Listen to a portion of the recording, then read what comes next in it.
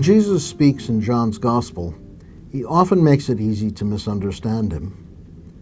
Nicodemus, for example, gets mocked by Jesus for having difficulty figuring out how a grown man can be born again. Today, Jesus does it again, saying one thing, but meaning more than folks would catch at first hearing. When Jesus says he will be lifted up, the expectation is that he is describing some sort of glorification. I, once I am lifted up from the earth, will draw all to myself. After all, the passage begins with his declaration that the hour has come for the Son of Man to be glorified. It sounds encouraging. Jesus will be lifted up from this earth to something better, and we will be drawn to him there. Good news, but the wrong message. John lets the beans out of the bag by telling us that Jesus is actually talking about the way he will die, lifted up from the earth on a cross. Do I really want to be drawn to him there? The paradox is that both understandings of what Jesus says are correct. For John, the crucifixion is the glorification of Christ, and his glorification is inseparable from the cross. How can that be? How can death by torture be glory? As we approach Holy Week, it's time to think about the puzzle of John's equating death and glory. Theoretically, Jesus could have saved us by doing something other than dying. Sharing intellectual or spiritual enlightenment would have been easier for us to handle. Let's start by thinking about glory. We may not be sure what it is, but aside from John's equating it with the cross, we think that on the whole it's more pleasant than being tortured. It's hard to describe glory since we've not experienced it fully. However, we have all had moments that have seemed close enough to the real thing to give us a hint of what glory is.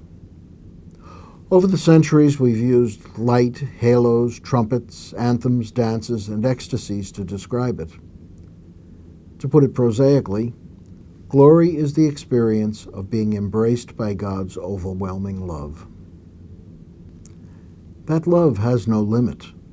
Time, sin, and death cannot overcome it. It's a love by which God gives life in all its richness. When I intuit it, or like a contemplative experience it directly, I am transformed, transported by a joy so great it can feel like pain. But can I trust it? How can I be sure of it? After all, I will die. Even before that happens, I feel the love of God less often and less intensely than I feel its seeming absence. Believing in it doesn't make my life any easier. It certainly doesn't make me a nicer person.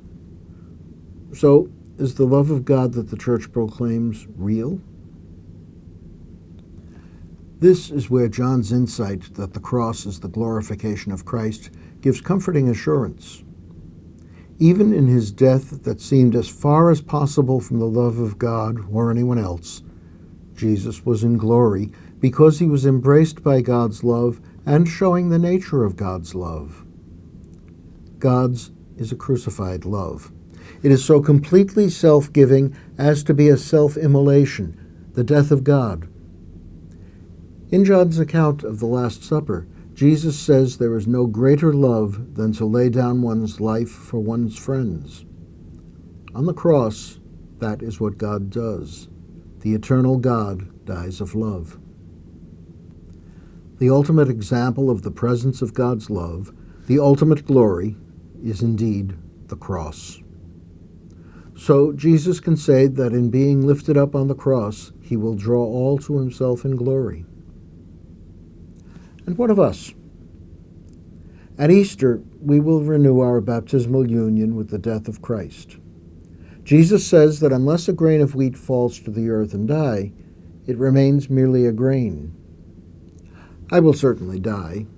In various ways I have suffered and will suffer. Can I believe that even in these experiences I am embraced by the love of God, that I'm in glory?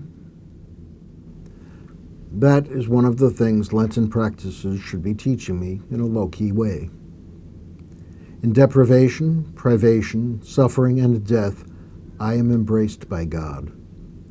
In those experiences, I am, in fact, most closely embraced by God because they are the times I can myself be most like God, whose love is a suffering love.